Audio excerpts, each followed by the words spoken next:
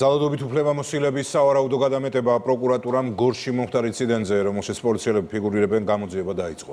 მიმდინარეობს გადაუდებელი საგამოძიებო მოქმედებები. მარიამ ქართველიშვილი გვერდება უფრო მეტი ინფორმაციით პირდაპირ ეთერში.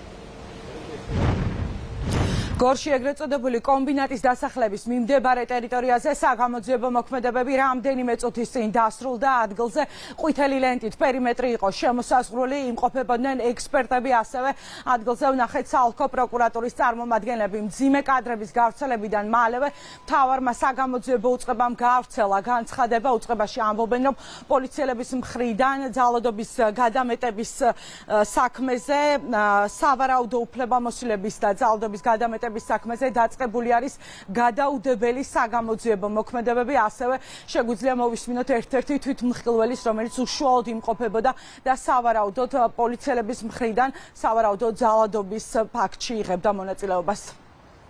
ეგრევე მოხჩხუბის მერე გამოშვეს. მე ესეთი რამ იქნეს და ეს დღეს ჩამაგდეს და ჩემი დაკავება არც უნდა გაუშვით ეს. შეურაცხყოფა მაყენებს.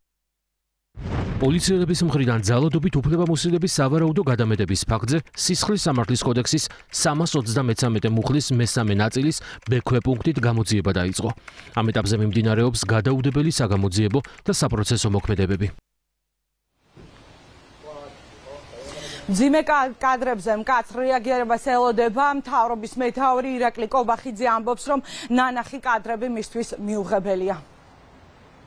მე ნახე ეს კადრები აბსოლუტურად მიუღებელი კადრებია და რა თქმა უნდა შესაბამის სახელმწიფო უწყებებს უნდა ჰქონდეთ და იქნებათ სათანადო რეაგირება და ამაზე რა თქმა უნდა საზოგადოება იქნება ინფორმირებული.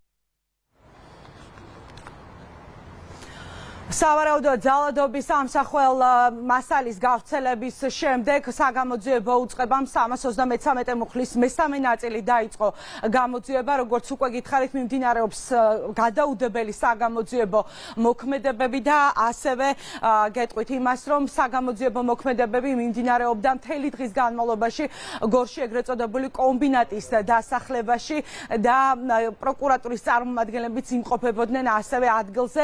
ამ წუთებში კი როგორც არის ცნობილი და გავრცელებული ინფორმაცია, პოლიციის განყოფილებაში, გორის პოლიციის განყოფილებაში იკითხებიან მოწმეები, მათ შორის სავარაუდო დაზარალებულები.